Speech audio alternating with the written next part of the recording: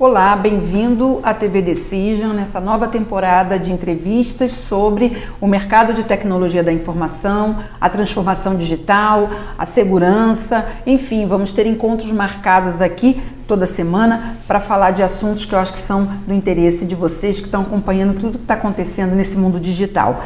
Hoje nós estamos recebendo aqui a visita da Sandra Turk. A Sandra veio conversar com a gente sobre dois grandes desafios hoje no mercado também, que é, além da transformação digital, o marketing digital e o e-commerce. Muito bem, obrigada por ter aceito o nosso convite, Sandra. Eu que agradeço. Está aqui com a gente. Sandra, você é diretora da Digitalents, né? Fala um pouquinho para a gente o que a Digitalents vem fazendo hoje, para a gente entender um pouquinho como é que você está lidando com essa questão do digital, né, no mercado.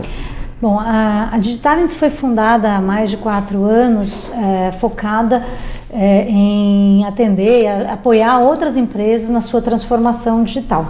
Então, eu fui executiva por mais de 20 anos, né, na área de marketing, negócios de vários setores, várias empresas.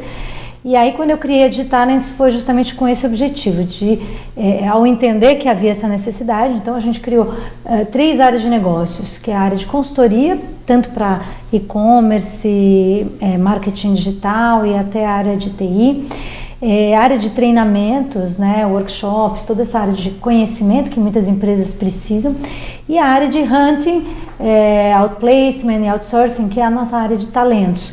Então, muitas vezes a necessidade da empresa passa não só pela estratégia, mas também pela mudança ou contratação de novos talentos, né? Com esse trabalho, em todos esses anos, Sandra, que você vem acompanhando toda essa transformação do mercado de tecnologia, o que hoje você acha que está impactando mais as empresas no processo de transformação digital? Olha, eu acho que a gente tem um problema, assim, um desafio, na verdade, hoje em dia, muito grande, de acompanhar o que está acontecendo, tantas mudanças, é tudo muito ágil. As empresas, muitas delas acabam perdendo um pouco esse timing, né, perdendo esse compasso.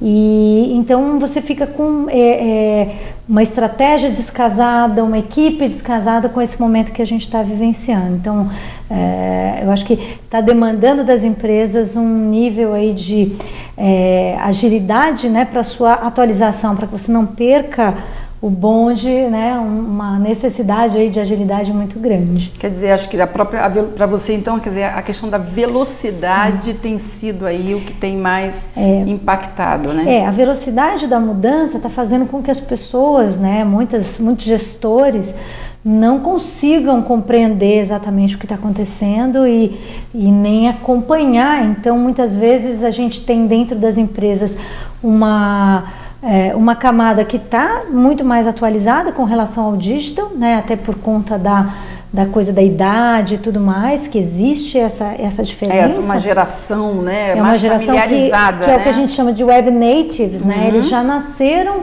inseridos num momento de grande exposição à tecnologia, então há uma diferença realmente muito grande. E aí os profissionais acabam da média gerência, né, acabam estando mais antenados muitas vezes do que o CEO. E como essas mudanças necessitam, obviamente, de uma decisão e de um apoio dos CEOs, a gente percebe que às vezes há um descompasso. Em relação ao e-commerce, que é uma área que você atua bastante, se não me engano, você foi uma das pioneiras, implantou, acho que o primeiro e-commerce, né, no país. Não foi o primeiro, mas foi um dos primeiros, né?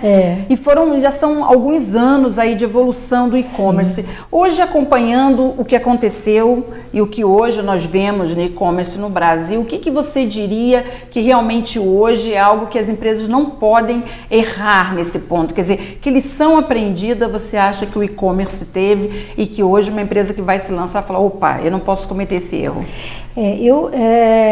Assim, criar um e-commerce há 20 anos é realmente algo bem diferente do que a gente tem vivenciado hoje, tanto em termos de opções de tecnologia, ferramentas, segurança, né? É um outro mundo, mas eu acho que uma coisa que nunca vai deixar de ser super importante é a empresa realmente conhecer bem o seu consumidor, a jornada do seu consumidor e procurar atendê-lo, trazendo boas experiências, independentemente de qual canal esse consumidor está, porque a gente às vezes fala assim, mas quem consome na loja física não é o mesmo que consome na loja online, não é o mesmo que consome no mobile.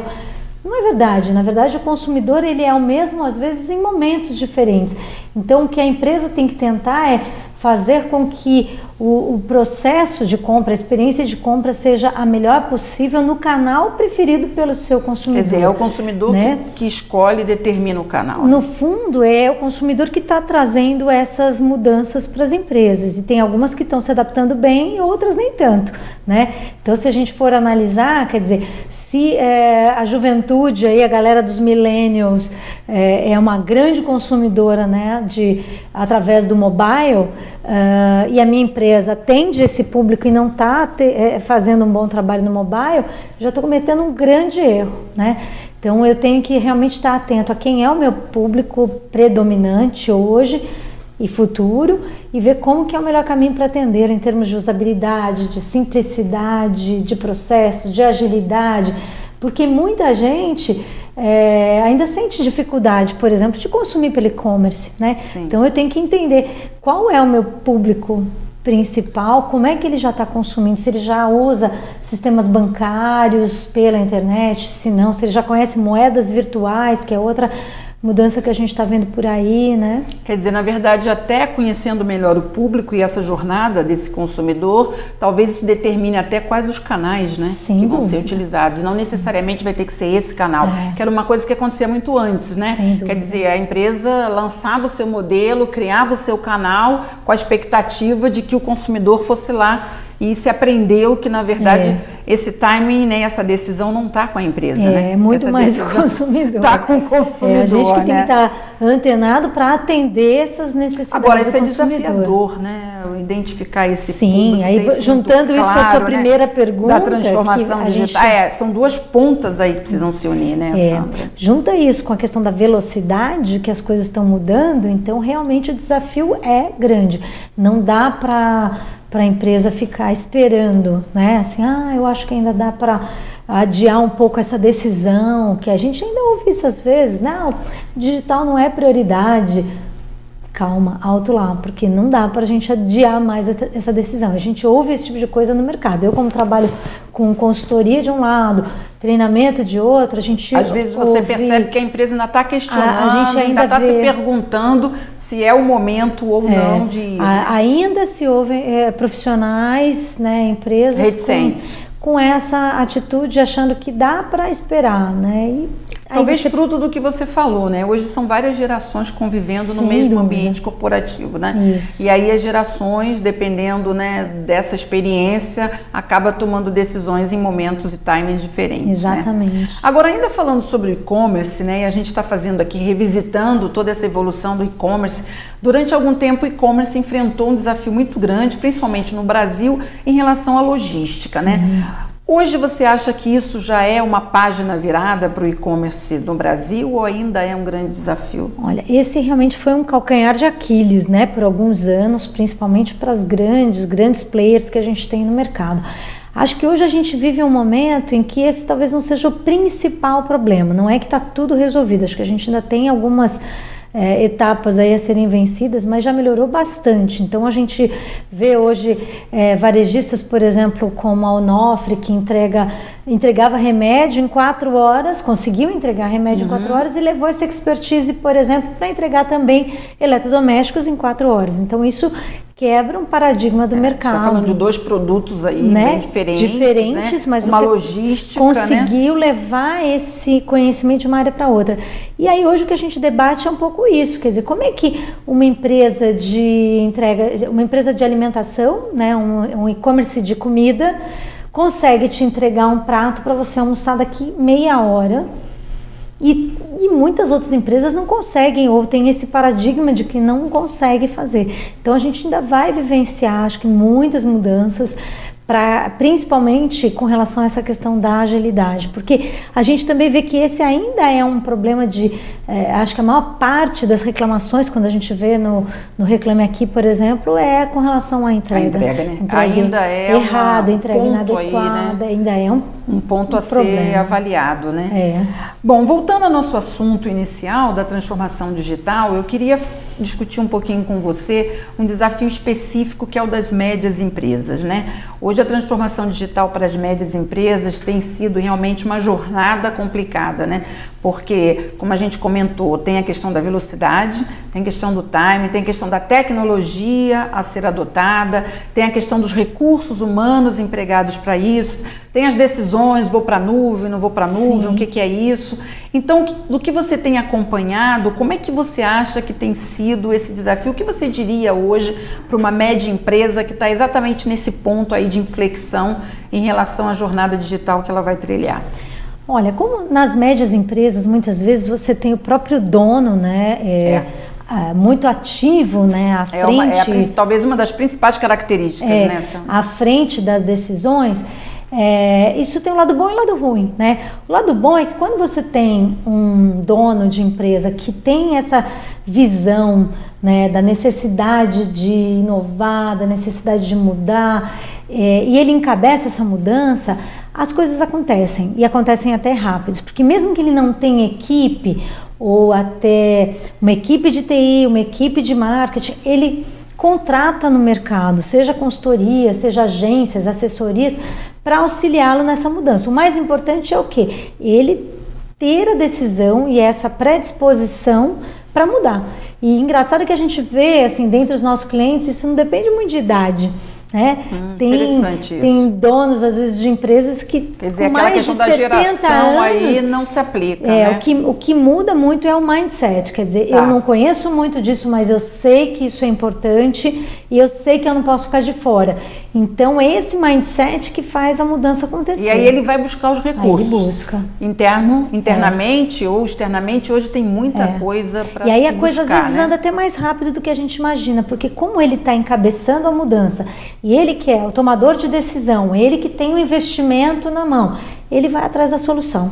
Agora, essas empresas, você falou da velocidade e a gente não estava tocando especificamente no caso das médias. Você acha que no caso de uma empresa desse porte, o timing em que ela decide isso pode ser crucial até para a sobrevivência dessa empresa? Não há dúvida. Não há dúvida, porque realmente uma coisa que a gente tem que pensar, né, é que não há volta. Esse é um caminho sem volta, né? Alguém imagina que as pessoas vão querer deixar de usar o seu smartphone? No Brasil a gente tem 270 milhões de linhas, 120 milhões de smartphones, só no Brasil.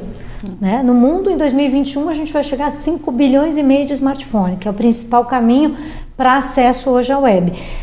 Você falar que as pessoas vão querer voltar para trás e não quero mais ter acesso a esse mundaréu de informações, não vai acontecer. Então, se a gente olhar historicamente, né, eu acompanho os números da internet há 20 anos, ainda está longe de estabilizar. Todos os números que a gente fala de gente navegando, de gente nas redes sociais. É sempre crescente e é exponencial. De gente comprando, de números de smartphones, é tudo crescimento. Então não tem que ter essa expectativa de que dá para esperar ou isso vai voltar ao que era antes. Não vai. Então, já que essa é a verdade... O momento é agora. Não adianta a empresa ficar adiando muito essa decisão. Ela precisa começar, nem que ela erre um pouco e tal, mas ela precisa começar, e quem já está inserido precisa também estar sempre se reinventando, porque a dinâmica é muito grande nesse setor. Agora, você falou sobre os números, né, que realmente são impactantes, então essa transformação está acontecendo muito mais na sociedade até do que no próprio mundo corporativo. A sensação que se tem é que a sociedade está empurrando o mundo corporativo para esse caminho, né? Como se o mundo corporativo realmente não tivesse outra opção. Sim. Então, na sua opinião, qual o impacto que você vê hoje exatamente dessa pressão do consumidor, da sociedade, sobre quem oferece hoje produtos e serviços, seja o governo, seja uma empresa privada? Como é que você tem observado esse comportamento do cliente, do consumidor, quer dizer, de quem está fora do negócio da empresa? Bom, é totalmente verdade isso que você colocou. Realmente quem está empurrando essa mudança é o consumidor. Por isso que as empresas, até aquelas mais acomodadas, estão se vendo numa situação um pouco acuadas, porque elas realmente vão ter que fazer alguma coisa, né? E eu acho que assim, tem prós e contras, né? Eu acho que o consumidor, ele, de um lado, ele ficou melhor informado, então ele busca com mais consciência aquilo que ele deseja, as marcas, os produtos, as marcas que estão atuando de uma forma mais correta, mais sustentável. Então ele tendo acesso a mais informação, isso ajuda também ele no momento de negociação, por exemplo, de uma compra no varejo, pode ser de um carro, pode ser de uma roupa.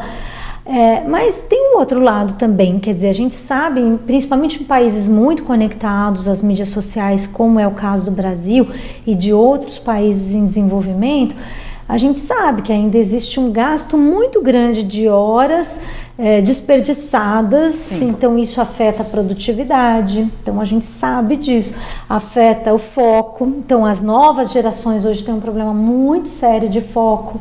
Isso impacta inclusive a educação, né?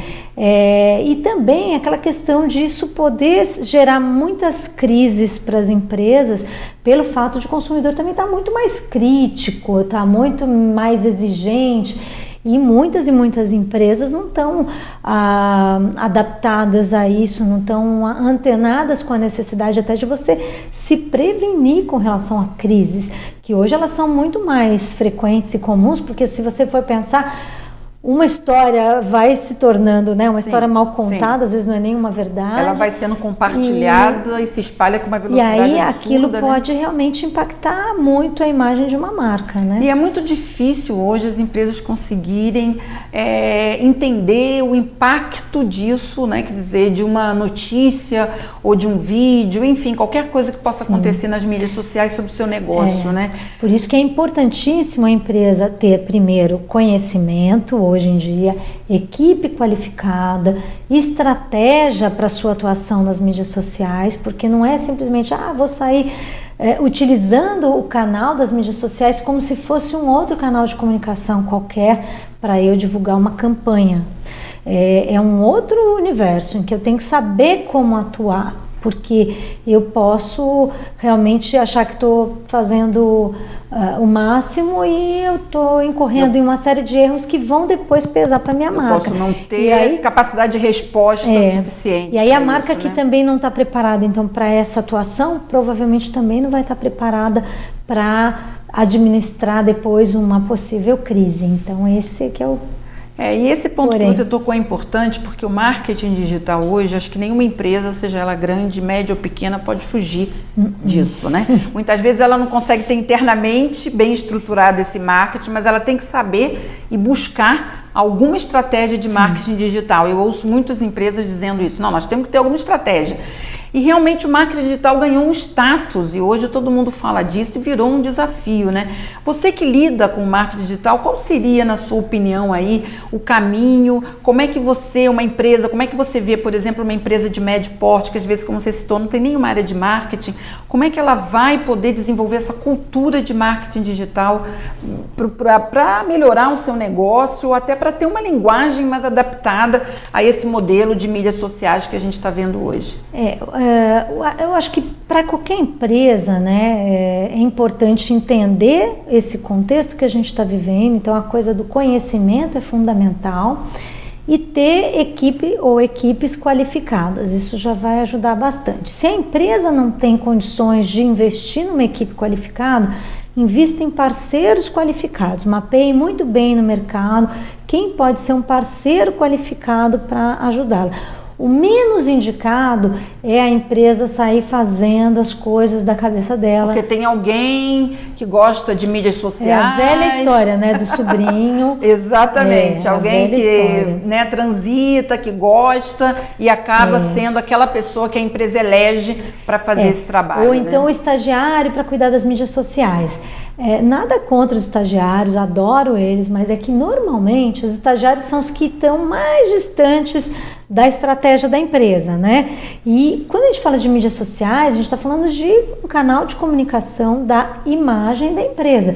Se eu deixo isso, né, delego isso para alguém que não participou, né, do mínimo de planejamento que a empresa fez, não sabe o rumo da empresa, é muito difícil essa pessoa conseguir fazer ter uma atuação adequada que vá somar para essa empresa no futuro. Então, como a gente fala hoje em dia, as empresas não são mais donas da sua imagem corporativa, como eram no passado.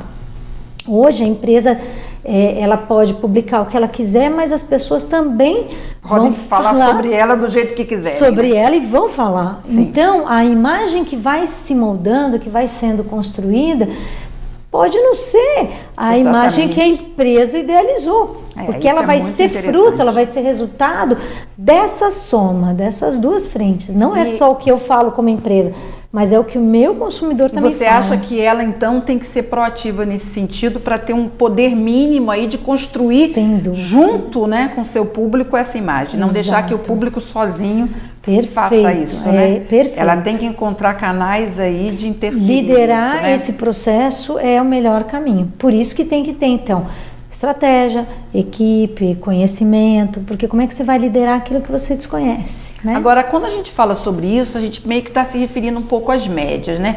No caso das grandes, elas têm aquelas áreas tradicionais de marketing, né? E hoje a gente percebe que às vezes tem uns conflitos em relação à turma do marketing digital e à turma do marketing tradicional, né? Porque aí você tem a equipe dentro da organização, mas com visões e com estratégias um pouquinho diferentes. O que você tem visto e qual, na sua visão, o melhor caminho para poder apaziguar? Inclusive a área de TI hoje também olha um pouco, né, para a área de marketing. Não, esse pessoal está querendo falar começar a falar em aplicação, solução, quer implantar isso e aquilo. Então está tendo aí uma reacomodação também, né? Na verdade, assim, o melhor caminho é a gente deixar de ter esse tipo de divisão.